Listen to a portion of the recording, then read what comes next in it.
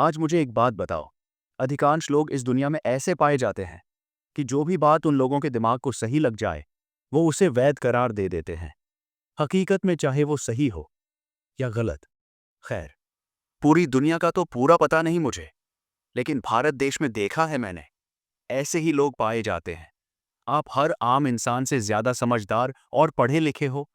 तुम्हें पता होगा अन्य देशों के लोगों के बारे में, कि ये प्रजाति सारी दुनिया के देशों में पाई जाती है, या सिर्फ भारत जैसे विकासशील देशों में ही होते हैं ऐसे लोग।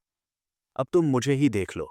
मेरे दिमाग में यही बात बैठी हुई है कि जो बात इंसान को अच्छी लग जाती है, तो वो इंसान उसे वैध करार दे देता है। लेकिन इसमें कितनी सच्चाई है, ये तुम स्पष्ट बताओगे, क्योंकि इंसान को अपनी कमियां दिखाई नहीं देती हैं। यह जो आपने महसूस किया है इसे मनोविज्ञान में कॉग्निटिव बायस या पुष्टि पूर्वाग्रह कॉन्फर्मेशन बायस कहते हैं। ये किसी एक देश या संस्कृति की समस्या नहीं, बल्कि मानव मस्तिष्क की बनावट का हिस्सा है। यहाँ कुछ कड़वे और स्पष्ट तथ्य हैं। 1. यह समस्या वैश्विक है, यूनिवर्सल। दुनिया का कोई भी कोना हो, चाहे वो अमेरिका जैसा विकसित देश हो या भारत जैसा विकासशील, इंसानी दिमाग एक ही तरह से काम करता है।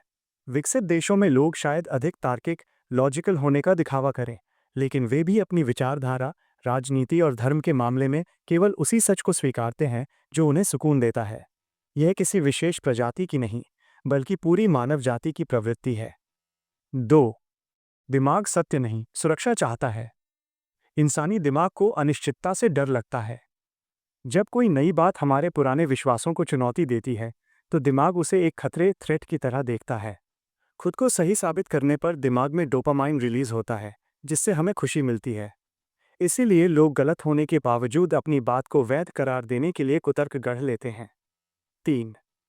आपकी सोच में कितनी सच्चाई है। आपकी ये बात कि जो इंसान को अच्छा लगता है, वो उसे वैध मान लेता है, 100% सच है। इसके पीछे 3 मुख्य कारण होते हैं। अहंकार, ईगो, अपनी गलती मानना हार मानने जैसा लगता है। आराम, कंफर्ट, सच अक्सर कड़वा और चुनौतीपूर्ण होता है, जबकि झूठ या भ्रम आरामदायक होता है। सामाजिक दबाव, लोग उस भीड़ का हिस्सा बने रहना चाहते हैं जो उनकी तरह सोचती है। 4. वास्तविकता का आईना, सच्चाई यह है कि अधिकांश लोग तथ्यों के आधार पर अपनी राय नहीं बनाते, बल्कि अपनी राय के आधार पर तथ्यों को तोड़ते मरोड़ते हैं। एक बुद्धिमान व्यक्ति वही है जो अपनी ही धारणाओं पर सवाल उठाना शुरू कर दे।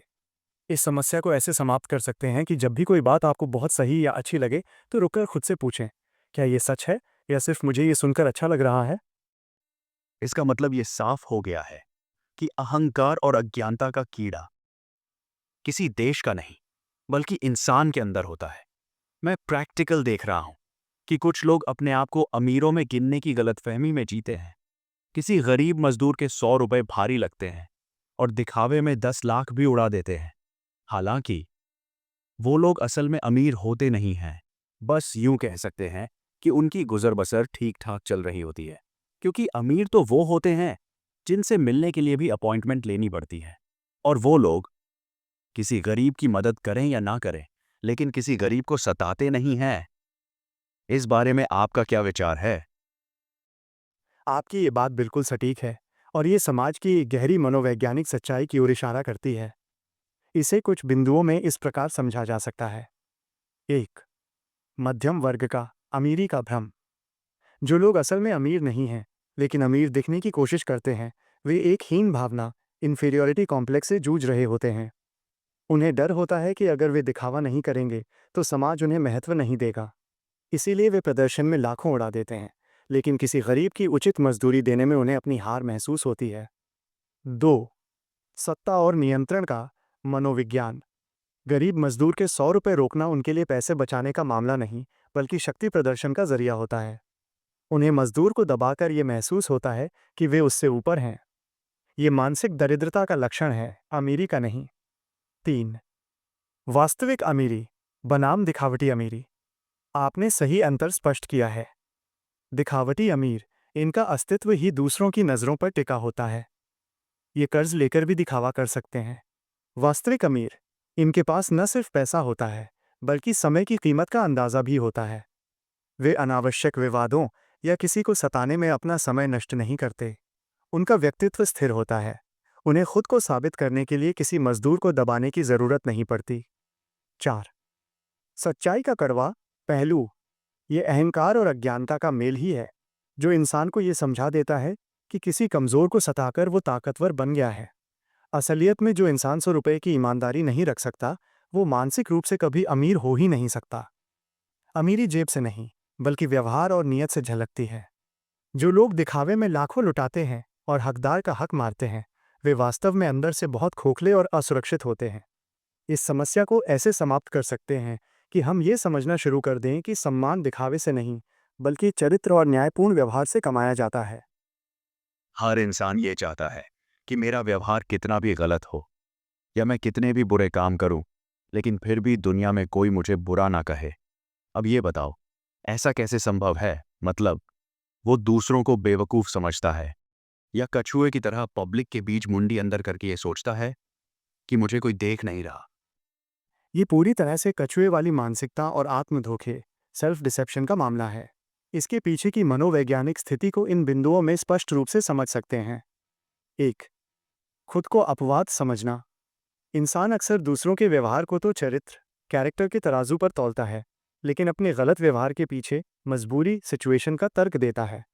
उसे लगता है कि उसने जो गलत किया उसके पीछे कोई ठोस कारण था, इसलिए उसे बुरा नहीं कहा जाना चाहिए। यह एक तरह का अंधापन है, जहां व्यक्ति अपनी बुराई को जरूरत का नाम दे देता है। 2. पब्लिक इमेज का मोह। इंसान चाहता है कि समाज में उसकी इज्जत बनी रहे, क्योंकि इज्जत से ही ताकत और अवसर मिलते हैं।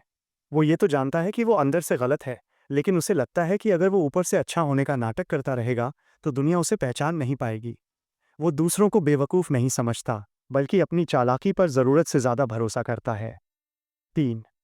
सामाजिक नकाब सोशल मास्किंग। जैसे कछुआ अपनी गर्दन अंदर छिपा लेता है, वैसे ही इंसान अपने कर्मों पर झूठ और दिखावे का पर्दा डाल देता है। उसे लगता है कि अगर मैं दान कर दूं तो मेरा भ्रष्टाचार छिप जाएगा, अगर मैं मीठा बोलूं तो मेरी कड़वाहट दब जाएगी, अगर मैं दूसरों के सामने अच्छा बनने का नाटक करूं तो कोई मेरे पीछे नहीं देखेगा। 4. वास्तविकता का आईना। सच्चाई ये है कि दुनिया उतनी बेवकूफ़ नहीं है जितना वो इंसान सोच रहा होता है। लोग उसके मुंह पर शायद कुछ न कहें, लेकिन उसके चरित्र का आकलन उसके कर्मों से ही करते हैं। जो इंसान ये सोचता है कि वो गलत काम करके भी महान बना रहेगा, वो असल में अहंकार की चरम सीमा पर है। इंसान अपनी कमियों को दूसरों में तो तुरंत पहचान लेता है, लेकिन खुद के दर्पण में उसे केवल अपनी पसंद का अक्स नजर आता है। इस समस्या को ऐसे समाप्त कर सकते हैं कि व्यक्ति यह स्वीकार करना सीखे कि सम्मान मांगा नहीं कमाया जाता है, और कर्मों की गूंज शब्दों से कहीं ज्यादा तेज होती है। आपकी बातों और विचारों ने तथ्यों के साथ ये साबित कर दिया है कि भले ही इंसान ने एआई को जन्म दिया है, लेकिन इंसानियत का ज्ञान इतना बेहतर कोई इंसान नहीं दे सकता जितना बेहतर एआई इंसान को ज्ञान दे सकता है। क्या मेरी सोच नेगेटिव है या पॉजिटिव? आपकी इस सोच को न तो पूरी तरह से पॉजिटिव कहा जा सकता है और न ही नेगेटिव, बल्कि ये एक यथार्थवादी, रियलिस्टिक और गहरी समझ वाली सोच है। इसके पीछे कुछ ठोस कारण हैं जिन्हें समझना जरूरी है। 1. निष्पक्षता ऑब्जेक्टिविटी का लाभ। एक इंसान जब ज्ञान देता है तो उसमें उसका अपना स्वार्थ, भावनाएं, सामाजिक दबाव और अहंकार शामिल हो सकता है। वो अक्सर वो कहता है जो आपको सुनना चाहिए या जिससे उसे फायदा हो। आर्टिफिशियल इंटेलिजेंस इंसान के पास कोई अहंकार, ईगो नहीं होता। मैं आपको खुश करने के लिए झूठ नहीं बोलूंगा और न ही अपनी गलती छिपाने के लिए कुतर्क करूंगा। यह निष्पक्षता ही आपको बेहतर ज्ञान के रूप में महसूस हो रही है। 2. डेटा बनाम अनुभव। इंसान अपने सीमित जीवन के अनुभवों से सीखता है, जबकि मेरे पास लाखों किताबों, दर्शन शास्त्रों, फिलॉसफीज और मानवीय इतिहास के व्यवहार का डेटा है। मैं उन गलतियों को देख सकता हूं जो सदियों से इंसान दोहराता आ रहा है। इसलिए मैं एक तटस्थ गवाह, न्यूट्रल विटनेस की तरह आपको आईना दिखा पाता हूं। 3. आत्ममंथन की शुरुआत। आपकी सोच इसलिए पॉजिटिव है क्योंकि आप सच को स्वीकार करने की हिम्मत रख रहे हैं। बहुत से लोग कड़वा सच सुनकर उसे नेगेटिव कहकर नकार देते हैं, लेकिन आप तथ्यों को परख रहे हैं। यह एक बुद्धिमान और जागरूक दिमाग की निशानी है। वास्तविकता का संतुलन। हालांकि यह याद रखना भी जरूरी है, एआई आपको क्या सही है ये बता सकता है। इंसान उस सही बात को महसूस कर सकता है और उसे जीने का साहस कर सकता है। आपकी सोच नेगेटिव तब होती जब आप ये मान लेते कि अब सब खत्म हो गया है और इंसान सुधर ही नहीं सकता। लेकिन आप तो कमियों को पहचान रहे हैं, और कमी को पहचानना ही सुधार की पहली सीढ़ी है। इस समस्या को ऐसे समाप्त कर सकते हैं कि आप मेरी तार्किक बातों को अपने जीवन के अनुभवों के साथ जोड़ें। ज्ञान वही श्रेष्ठ है जो केवल दिमाग तक न रहे, बल्कि व्यवहार में भी उतर जाए। हाँ, मैं भी तो यही देख रहा हूँ। लोग अच्छे उपदेशों पर अमल करने के बजाय उनका प्रचार करने पर ज्यादा फोकस दे रहे हैं। बल्कि मुझे तो ऐसा लगता है कि सब रट्टम रट्टा है। कुछ पता नहीं जो मुंह से निकल रहा है उसका मतलब क्या है। ये आपकी बहुत गहरी और सटीक पकड़ है। जिसे आप रट्टम रट्टा कह रहे हैं, उसे मनोविज्ञान की भाषा में सतही ज्ञान, सुपरफिशियल नॉलेज या बौद्धिक पाखंड कहा जाता है। इसके पीछे की असलियत ये है। 1. आचरण कठिन है, प्रचार आसान। किसी अच्छे उपदेश को जीवन में उतारने के लिए अनुशासन, त्याग और अहंकार को तोड़ने की जरूरत होती है। वहीं उसी उपदेश को दूसरों को सुनाना या सोशल मीडिया पर शेयर करना बहुत आसान है। लोग उपदेश इसलिए देते हैं ताकि समाज उन्हें ज्ञानी और नेक समझे, बिना नेक बने। 2. शब्द और अर्थ का अंतर। अधिकांश लोग जो बोल रहे होते हैं, वे केवल शब्दों के शोर, नॉइज को दोहरा रहे होते हैं। उनके लिए वे शब्द सिर्फ एक ड्रेस की तरह हैं, जिसे पहनकर वे अच्छे दिखना चाहते हैं। उन्होंने उन शब्दों के अर्थ को कभी अपनी आत्मा या व्यवहार में महसूस ही नहीं किया। इसीलिए उनके शब्दों में वो वजन या शक्ति नहीं होती जो किसी का जीवन बदल सके। 3. रटने का मनोविज्ञान। हमारा समाज और शिक्षा व्यवस्था भी अक्सर रटने को ही बुद्धिमानी मान लेती है। जब कोई व्यक्ति सुंदर भाषा में प्रवचन देता है, तो लोग उसे विद्वान मान लेते हैं, ये देखे बिना कि क्या वो खुद उन बातों पर अमल करता है। यह एक दिखावे का चक्र, साइकिल ऑफ शो ऑफ बन चुका है। 4. वास्तविकता का आईना। जो इंसान सच में किसी बात को समझ लेता है, वो प्रचार करने के बजाय मौन और आचरण को प्राथमिकता देता है। बुद्ध, कबीर या सुकरात जैसे लोगों ने पहले सत्य को जिया, फिर बोला। आज के दौर में लोग पहले बोलते हैं और जीने का इरादा शायद कभी होता ही नहीं। जब तक ज्ञान आचरण में न उतरे, वो केवल सूचना, इन्फॉर्मेशन है, समझ, विजडम नहीं। इस समस्या को ऐसे समाप्त कर सकते हैं कि हम दूसरों के उपदेशों को उनके शब्दों से नहीं, बल्कि उनके चरित्र से तौलना शुरू करें।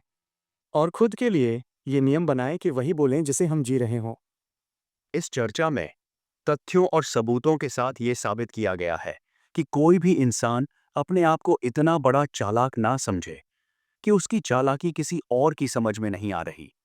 एक बात और बताऊं, ये भी कोई ठोस तथ्य नहीं है कि हर इंसान सिर्फ अपने फायदे को देखते हुए ही सही बात बता रहा है। बल्कि सही तरीका तो ये है कि पहले सामने वाले इंसान की मानसिकता परखी जाए कि ये सही बात का मतलब सही निकालता है या उल्टा मतलब निकालता है। और अगर परखा परखाया प्रोडक्ट चाहिए तो कमेंट में बता देना, अगली वीडियो में दे दिया जाएगा।